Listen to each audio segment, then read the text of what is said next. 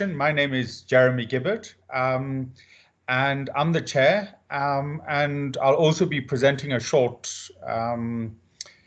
presentation also towards the end of this session. So I think let's get going. If I can just see the screen, and if we can just ask the first presenter to stand by. So the first presentation we're going to have is on computational infrastructure designed to support applications in intelligent building environments, a case study focused on intelligent laboratories. Okay, thank you. Please go ahead. This video aims to present the work Computational Infrastructure Project to Support Applications in Smart Building Environments, case study focusing on smart laboratories. This research was carried out at the Laboratory of Distributed Systems and Concurrent Programming of the Institute of Mathematics and Computer Science at the University of São Paulo. My name is Cairo, and I am a master's student at the Institute of Mathematics and Computer Science. The number of devices and the number of Internet of Things applications shows that this area is interdisciplinary and heterogeneous. We tried to solve the problem of smart labs using a bottom-up approach. This is, we assume that by dividing a complex application into smaller parts, we can determine patterns that can be integrated to create more complex applications. Also, in the introduction, we tried to do a size separation for small, medium, and large-scale applications. We researched the applications in the field and proposed a platform as a service that manages small-scale detectors, while being the core of medium-scale detectors. This approach is focused on scalability of applications. Our goals are mainly related to application scale and scalability, dividing IoT applications into different scales and determining models for each of these scales, so that models can be integrated in a bottom-up approach to creating an integrated Internet of Things. After that, we proposed this model with a focus on intelligent laboratory. And finally, we want to map these models so that they can be reused. We filter out articles that are somehow related to smart environment and environments. Thus, we present a solution that can be scalable using a platform as a service.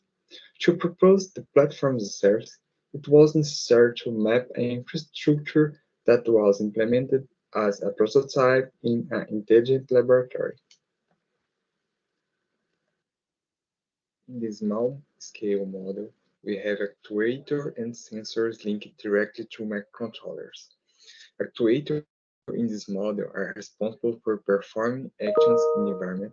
Sensors are responsible for retrieving data from the environment. Note that microcontrollers can communicate with actuators and sensors. Microcontrollers communicate with high-end devices that have more processing power. Note that communication protocols may vary. In the meta-scale model, we have a small-scale model that can be integrated with a platform service stored in the cloud.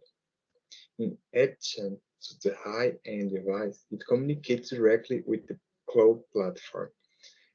Another peculiarity of this model is that the microcontroller can communicate directly with the platform as a service.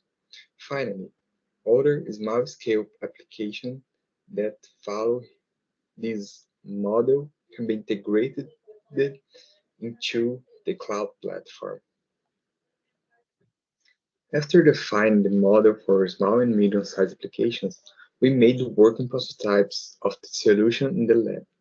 The first image shows an S22 and a temperature and humidity sensor. The second image shows motion sensor and lighting. The third image shows an F22 and an infrared actuator. Finally, image 4 shows the server on which the platform as a service was hosted. This model shows the architecture of the platform as a service. The external devices square represent the architectures that connect to the service. We have an MQTT broker for queue management, an event stream platform for event tracking, specific microservices for lighting, air conditioning, and status display, and a database for storing information. We conclude the presentation of architecture for small and medium-scale system in IoT. Using a platform as a service allows the centralization of several small architectures. The main advantage of this presented model is the scalability, and new devices can easily be added to the app so that it keeps working. As future work, we plan to extend the proposed architecture and add new components and protocols so that it becomes increasingly generic. For platform service, we will add analytics, upstream engines, log managers, and computational intelligence algorithms.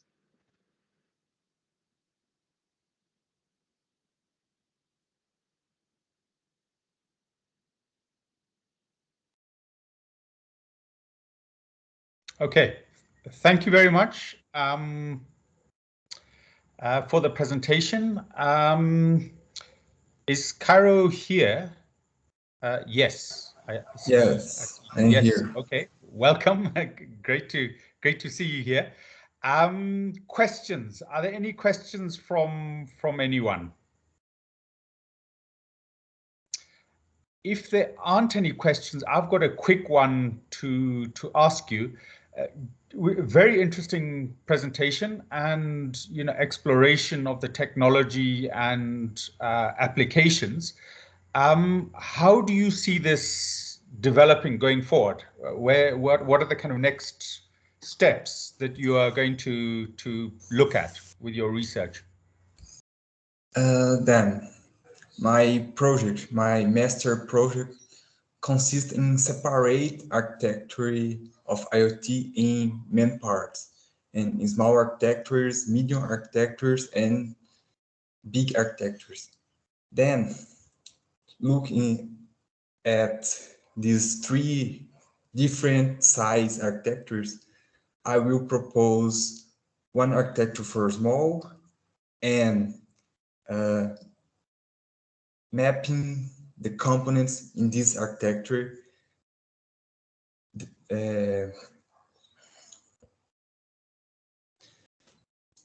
for medium architecture. I will study the technologies I will use in this case, and for big architectures, I will study technologies. And finally, I will integrate small to medium, and medium I will use to create big architectures. It's a bottom-up.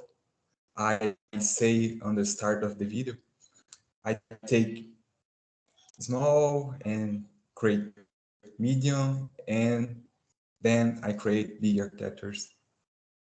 Sorry, I respond your question. That's fine.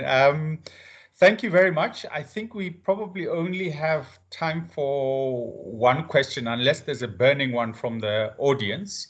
Ali, do you want to put up the next one? And then we'll move on. Thank you very much, Cairo. Interesting presentation. Yeah. Okay, we can. Acknowledgement of Country. We acknowledge the Aboriginal and Torres Strait Islander people. Acknowledgement of Country. We acknowledge the Aboriginal and Torres Strait Islander people, the traditional custodians of this land. With deep respect, may the elders past and present be blessed and honored.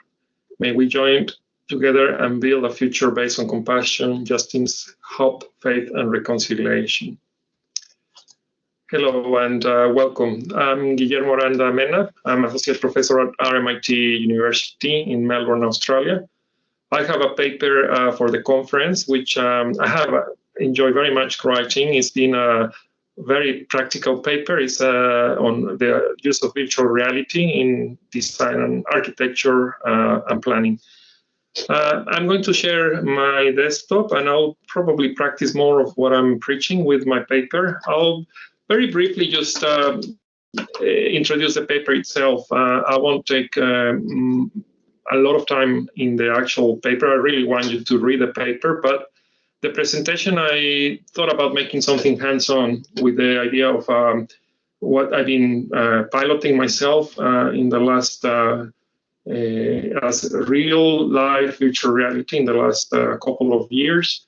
Before I play a lot with design tools, rendering, virtual reality, BIM. I've been very, very involved over the last 30 years with all those topics.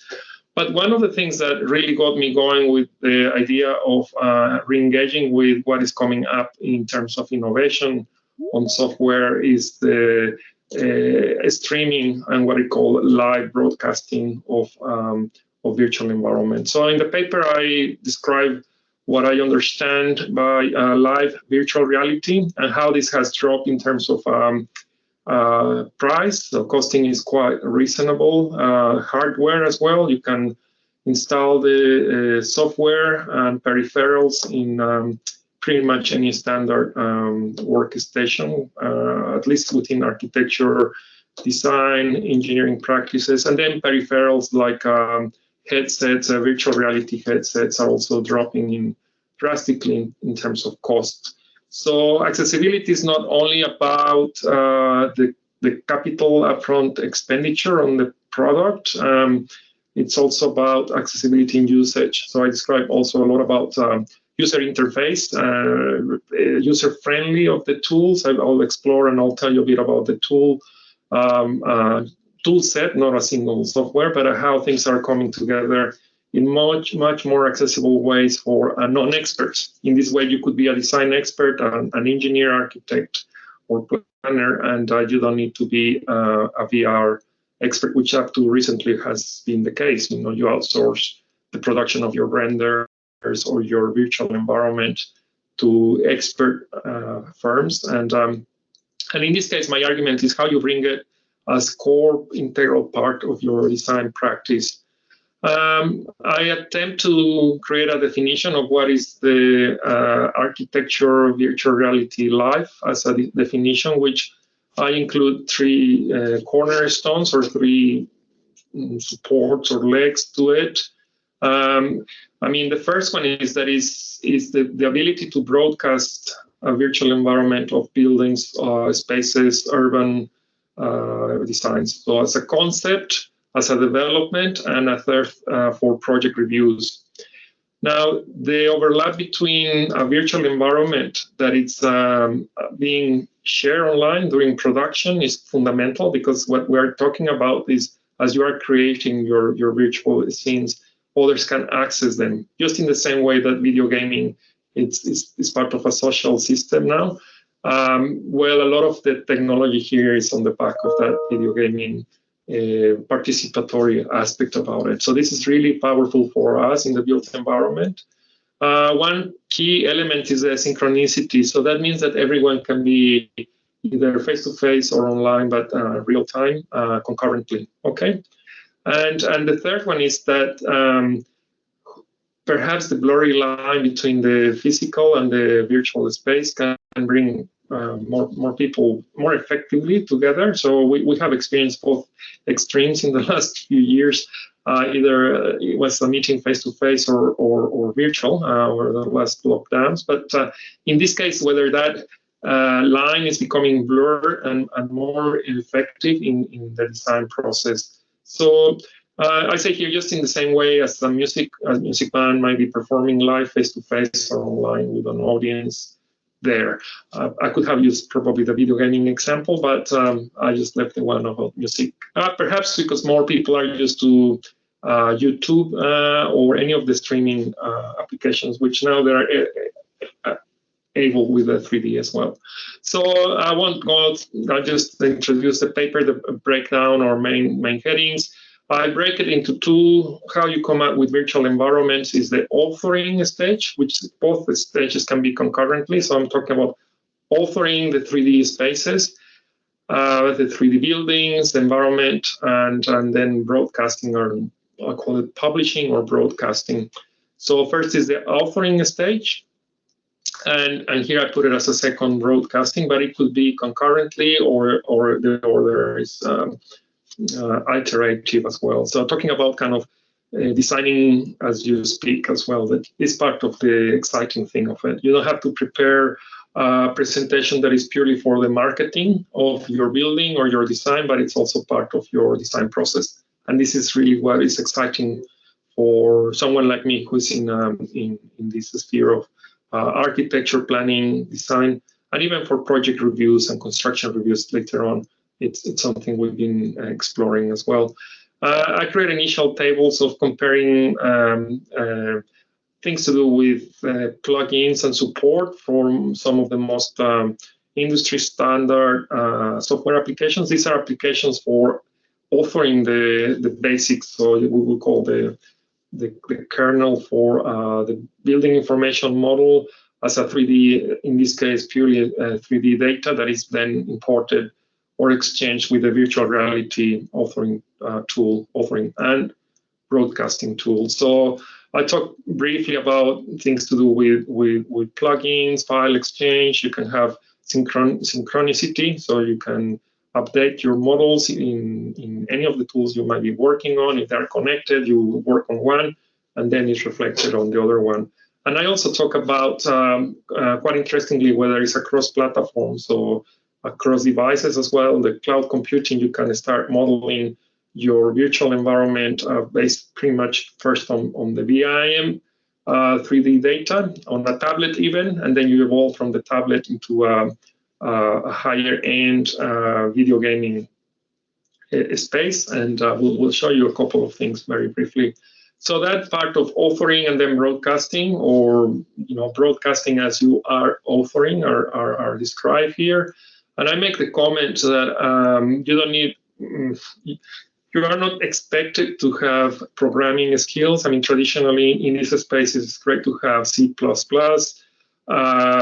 have Python, some of the visual programming knowledge, but now it's not necessarily. You could be doing post-production pretty much with software that I will show you in a second. And this is going to be very exciting. And that's the point of the paper for non-experts, but expert designers, expert architects and planners.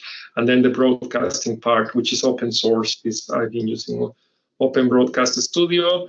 Live projects, I put 5 case examples. So from planning stages, large scale city projects where we engage with competitions or institutional clients or private clients as well. So I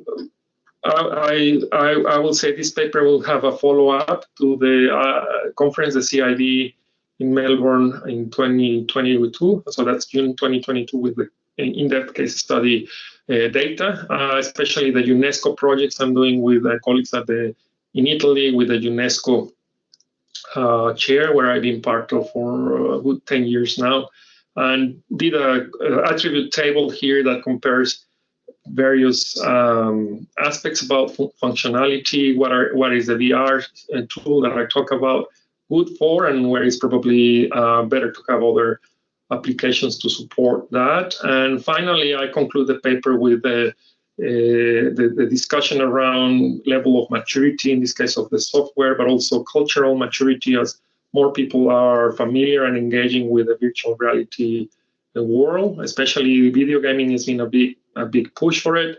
I'm not a video gamer myself, but the point is that more technology applications, hardware and software are becoming available and accessible to all sorts of budgets and expertise backgrounds. So before I close the session, so it's 10 minutes here, I'll just very briefly show you here, for example, the Sydney Opera House as a model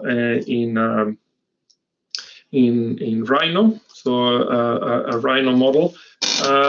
With the Twinmotion, for example, is one of the tools that I've been looking at. You can synchronize your model, you can import it, and you can open it then in Twinmotion. So you start a new project. I mean, here it's building it for the first time.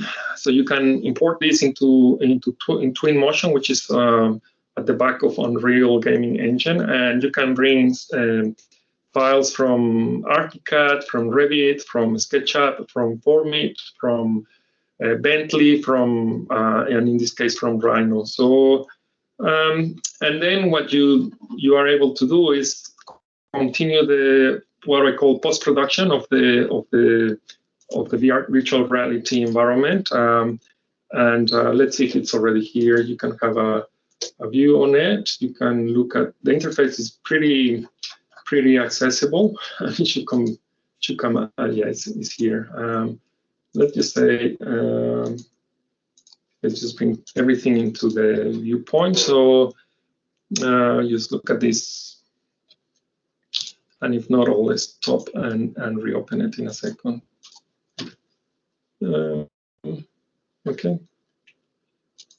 Okay. So what I was trying to find is the zoom tool. Simply look at the various navigation aspects and either elevation, or in this case, let's put it as from the top. So that's why I could not see it. But then from here you can set up various modes and images, file types. It's part of my argument here that it's a lot easier to start modeling post-production of your buildings in the Opera House, in this case, as an example. And all the drop-down of components, it's on this menu bar, whereas all your visualization tool and interface, and here you will have the option to set it up as a virtual reality experience. And really just in this case is something as simple as that. Then for export, you could start an export and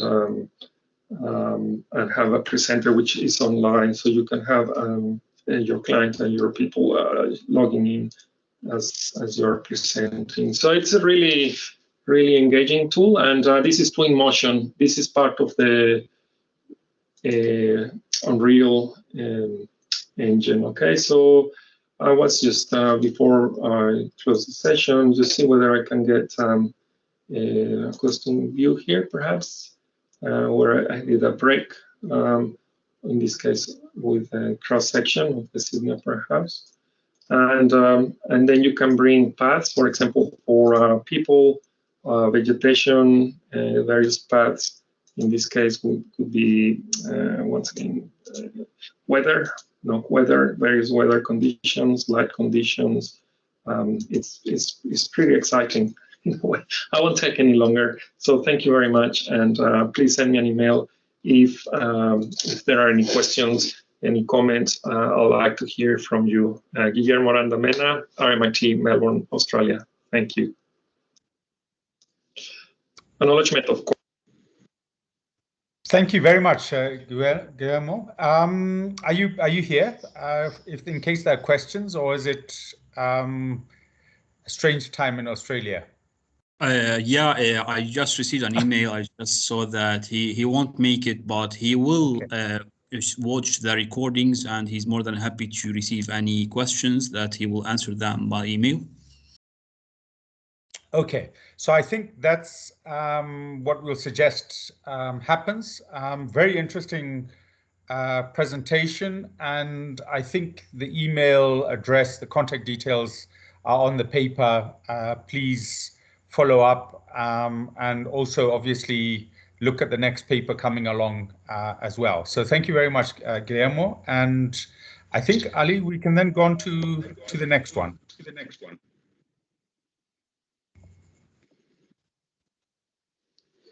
Hello, my name is Ahmed Cesar. I'm working at Leeds Beckett University in Sweden. Together with my colleague Martin Rudberg, we wrote this paper developing Bluetooth communication technologies for safer construction sites, experiences, and learnings. And why did we write this paper? Why did we decide to do that? When we look at the construction industry in Sweden, it's one of the most dangerous industries. According to Swedish Work Environment Authority, or in Swedish we call Arbetsmiljöverket, there are 3,680 injuries per year, which makes construction industry the second most dangerous industry right after manufacturing. When we look at the reasons of these injuries, we see that vehicle and machine-related injuries are only 12% of these accidents or injuries. On the other hand, when we look at the detailed statistics, we see that almost half of the deaths on construction sites are happening due to lost control of vehicles and machines. And this is the #1 reason. When we look at the construction sites, we see that different groups of professions working together simultaneously, and these can be machine operators, crane operators, or skilled workers. And then the question is, how can we make the communication well between these groups? Because that's one of the most important things to avoid the accidents. And if we look at the different methods or channels of communication used today at construction sites, they all have their limitations. For example, most construction sites are very noisy and they are very congested, which means that, well, we can't just have verbal communication. Also, if we want to use hand signals or gestures, that will be difficult as well, because we have physical distance between people, and some days maybe it will be foggy and so on, so which will make it hard to see each other and just missing the small nuances in our gestures. We can use also technologies like two-way radio communication, but the problem there is people are often using the same frequencies when they are talking on two-way radio communication, and there might be information which is distorted or misunderstood by people, and also ergonomically, a skilled worker has to hold two-way radio communication with one hand, making it busy all the time. And then the question is, how can we improve communication on construction sites? So the aim of this paper is to investigate first the problems related to communication on construction sites, and then test a Bluetooth headset technology and see the usefulness of it for improving communication. When we look at the methodology, we use a single case study for this paper, and it was an infrastructure project. It's located in the city center, but the physical space is very tight on that construction site. We follow two approaches for data collection. So in order to answer the first part of the aim, to review problems related to communication on construction sites, we did 3 semi-structured interviews, one with crane operator, one with machine operator, and one with a skilled worker. And then to investigate usefulness of Bluetooth headsets, we did 5 rounds of mini questionnaires. And here in the first round, which we call round 0, it's the traditional way. So we sent a survey and see how satisfied they are with their communication levels without any headsets and technology. And then in round 1, we introduced simple Bluetooth headsets. In round 2, we added localization warnings as a function. In round 3, natural interaction behavior function was added. And in the 4th round, we added all functions together. And our idea was to send a questionnaire after each round and get their answers and see if there are any good shifts in their satisfaction levels. I will start with the findings of the first part of the aim. When we look at the problems related to communication on construction sites, we see that crane and machine operators are mainly worried of hurting others than themselves. When we look at the factors affecting the safety of the construction sites, we can put them in 2 categories. One of them is factors limiting vision. The other one is factors limiting verbal communication. When it comes to vision, we see weather conditions such as rainy weather, also being windy, but even sunshine can limit the vision. I know that skilled workers can wear sunglasses, which is easy, but if you are working in a vehicle, then there are some glasses which might reflect the sunshine, especially if there's a small scratch, and this can disturb the operator a lot. meaning that, that they won't be able to have a good vision. Also, if they are working in darkness, especially in tunnels, for example, then they are not seeing well, but all of a sudden the vehicle operators can turn on the lights of the vehicle, which might distract the skilled workers a lot and cause some accidents.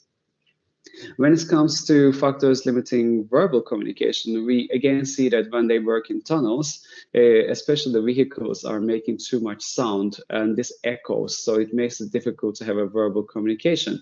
But also the skilled workers, they have to wear headsets which isolates the sound.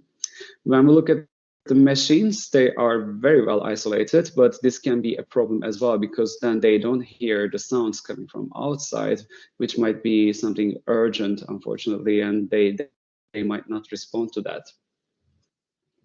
When it comes to the findings and results for the Bluetooth headset technologies and the 5 rounds of questionnaires, you can see here the number of participants in each round.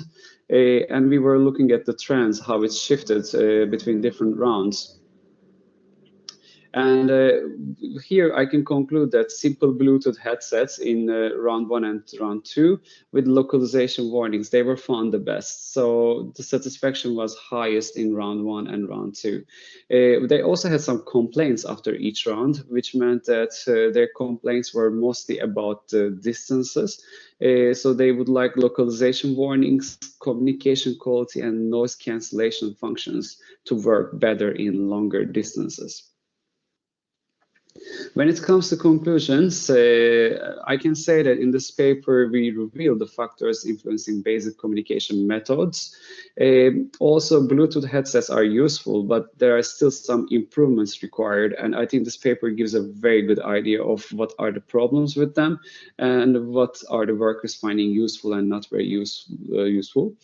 Another thing the interviewees identified was that if they want to, if they can work with the same people for a while, for example, the machine operators working with skilled labor for a while, then they learn each other's routines and then they talk to each other better and communicate better, which means that they are becoming more safe and also productive in the same time. This is all. I would like to thank you all and wish you all a nice day. Thank you very much, Amit. Very interesting presentation. Are you here in case there are questions? Yes, I'm here. Yes. I hope you can hear me. Great. No, fantastic. Okay, we have got time for 1 or 2 questions. Is there anyone in the audience that has a question? I think while people are thinking, very interesting look at technology and how you can use it really to support safer practices. Having done this work, how do you see, what's the kind of logical progression in terms of taking it forward? Thank you, Jeremy, for your comment. This is actually a part of a big project we have in Sweden, and there we are actually testing a lot of different technologies. And one question we always get in this technology testing phase, we call test beds, is how we can scale up the technology and is it applicable to different kind of projects and different kind of companies. For example, SMEs might have troubles to finance this kind of technologies and such. In this case, the provider of this technology is a well-known company. Unfortunately, I can't reveal the name due to NDA reasons, but I think any construction site can afford this. But still, there's a long way to go with this technology. I think even at the last rounds, I can say construction workers were not very satisfied. So, I mean, you have a hard hat, for instance, that's kind of standard practice. Do you see, the technology becoming, almost a requirement, a standard practice? I believe so, especially for making the construction site safer. We need to do a lot of things, and I think technology is definitely a good solution for that. Fantastic. Any questions? I can't see everybody on my screen, so I think put up your hand if there are any questions. Okay, I think, thank you very much, Ahmed. A very Thank you. interesting presentation, and we'll then go on to the next one. Hello, my name is Jeremy Gibbard, and I'm going to be talking about urban sustainability transformation through building adaptive pathways. So I'm going to start off looking a little bit at climate change and how that's shifting from the idea of incremental change based on technology to societal transformation. And then look at this building adaptive pathway, which is a new methodology that we're proposing, apply it to an urban case study, look at the results, and then talk a little bit about the conclusions and recommendations of the study. So first of all, if we think back to COP26 and to this particular graph, you can see historically we've had this trajectory going up very clearly over time, and we've had a range of pledges and targets that head us into this blue zone, but what actually is required is this very steep trajectory downwards. And one of the interesting things really that's coming through very strongly now is that conventional approaches and the old approaches that have been used, no longer seem to be working. And if we look at that, so the business as usual would lead to very high emissions. The kind of incremental approach leads to low emissions, but actually a very difficult situation in terms of global warming in any case. And really what the IPCC are doing, recommending, and also what's coming through very clearly in COP26 is this idea of a kind of transformation where we look at SDGs, we look at changing lifestyles, working patterns to achieve much lower emissions and limit global warming and achieve a climate resilient, more equitable, higher well-being for everyone. So what does that mean? It's a very challenging set of ideas, and it's something that we can start looking at in terms of how we transform built environments. So one of the things that we've been looking at is this idea of building adaptive pathways, and this is a methodology that's been used particularly for water and climate change adaptation. And what it does is it looks at future thresholds or tipping points and plans proactively to deal with that, so that you have a number of different pathways and you steer around these events and avoid disruption. And in this particular study, we look at how we can apply that in buildings. So it's developed, it's applied in really 7 parts. So the first is describe the study area, look at the problem, look at possible actions, evaluate those actions, assemble possible pathways, define a preferred pathway, look at movement along that pathway in terms of contingencies and plan for that, and then pull that all together in an adaptive plan. So let's see how this actually can be applied in built environments. So the first thing that we're going to do is look at a particular study area. So we're looking at stages 1 and 2 of the methodology, and we've selected an urban area of Pretoria in South Africa, suburban area, very well located near the CBD, quite large houses, quite large sites. Increasingly, municipalities are struggling to provide reliable water and electricity, and the costs are going up radically. And surrounding a lot of these large cities are informal settlements, so there's a huge pressure on accommodation, and there's just need for better access to jobs and social infrastructure. And this is a plan of the site: a house, a garage, a swimming pool. That's a section through the site. It's on a hill. So this is the study area, and those are the kind of some of the key problems on that site. So next we can look at what we could do on that site. And so obviously we can look at an off-grid energy systems. We could look at off-grid water systems using rainwater harvesting. We could densify the site in terms of putting in more dense apartments, modular apartments. We could also look at commercial inclusion down at the bottom, facing onto the road. So you've got units that have retail for food, for instance. And so you can see that's the old set of plans and section, and this is the proposed action.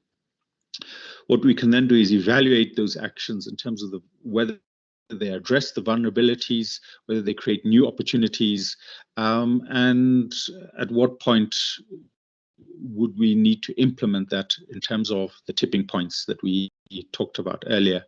And so we've got a very simple measure that we can start using to think about future change and future plans for this site.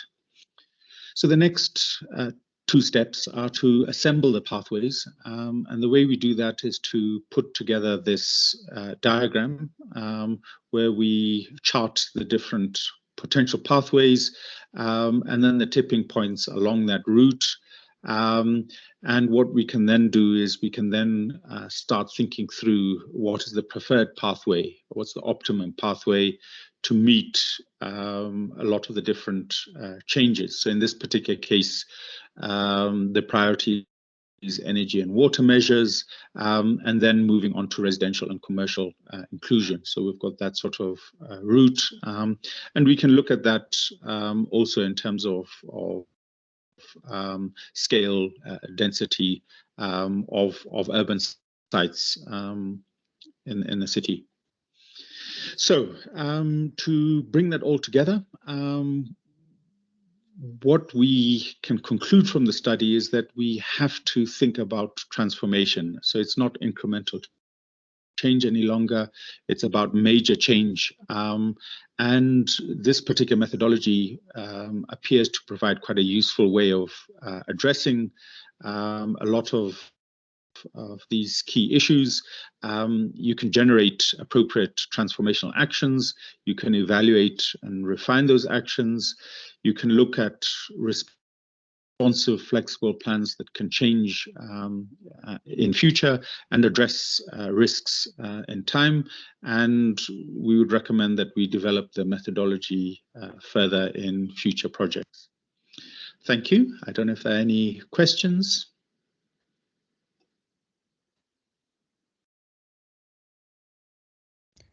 Okay, thank you. Are there any questions about the presentation?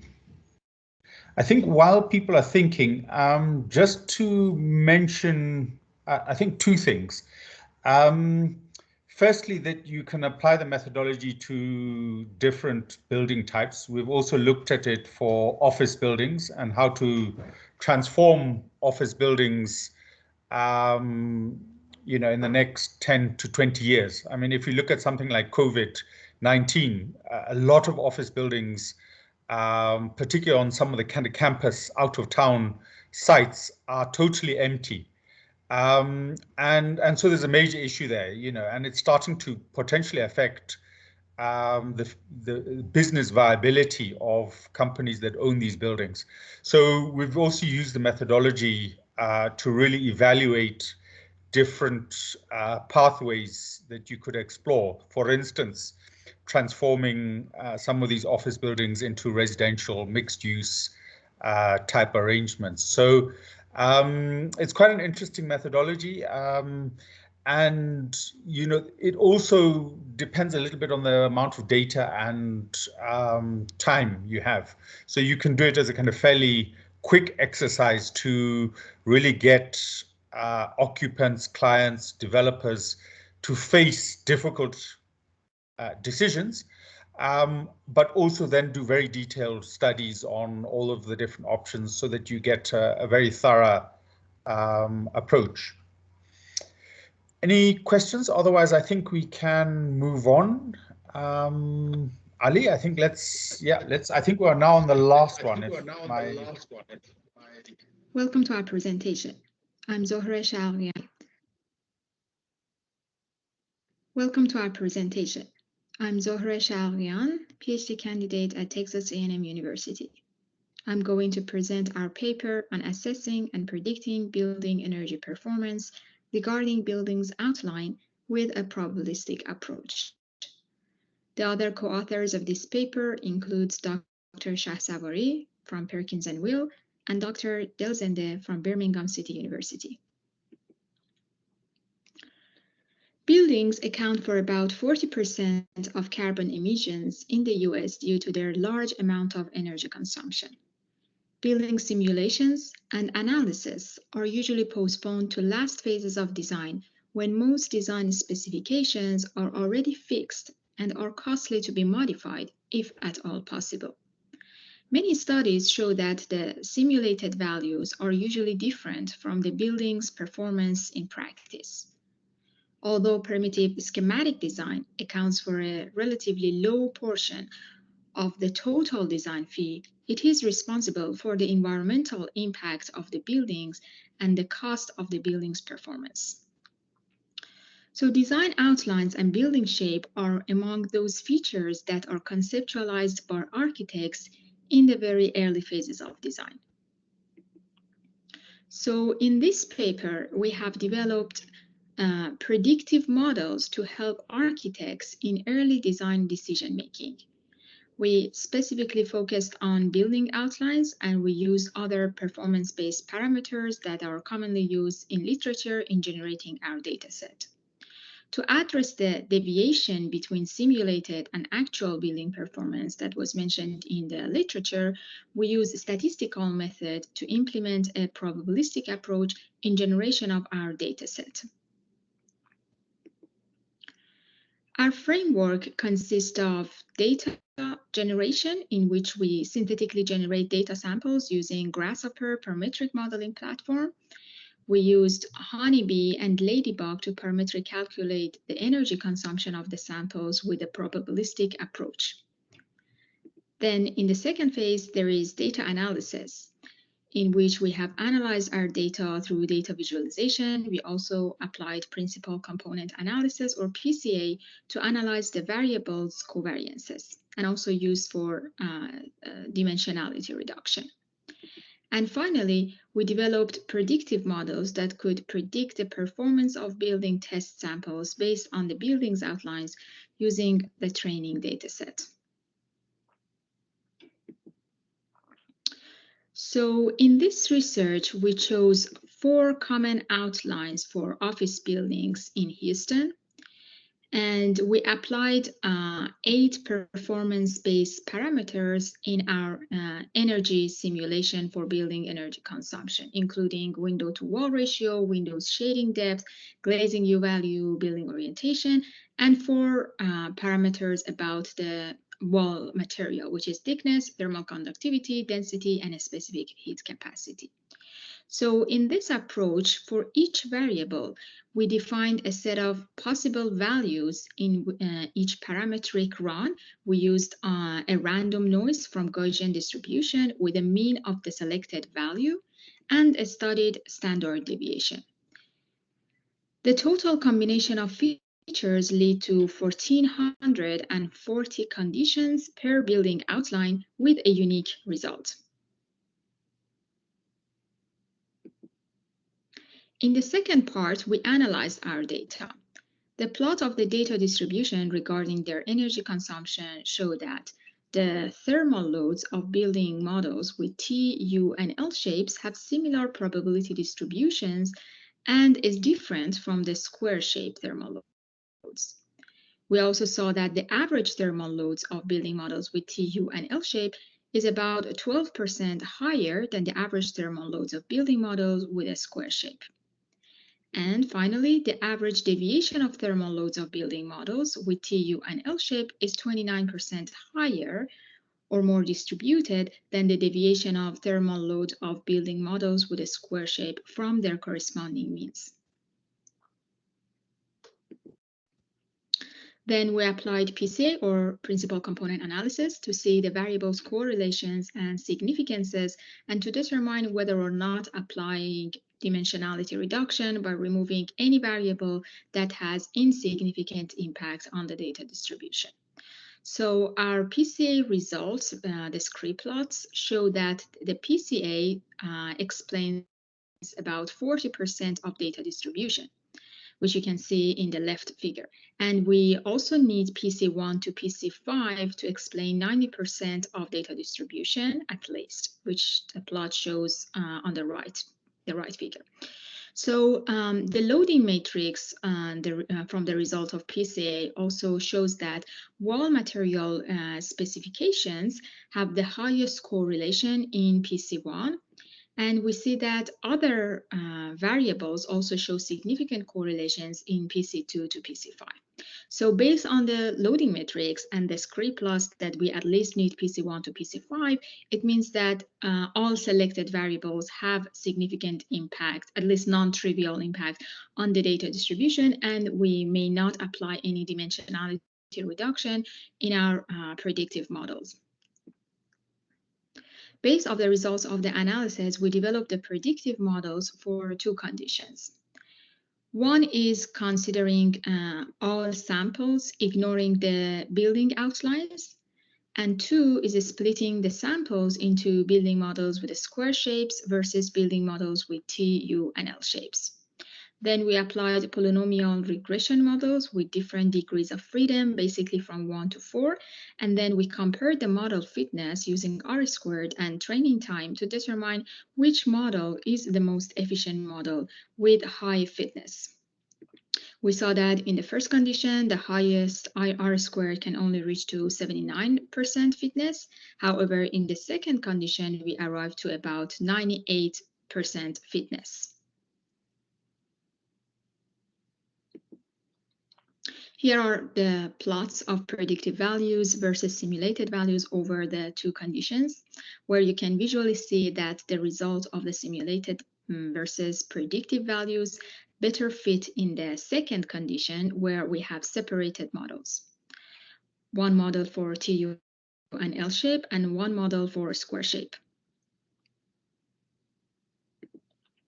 The result of our study show that in general, building with square outline result in lower thermal load compared to TU and L-shaped models.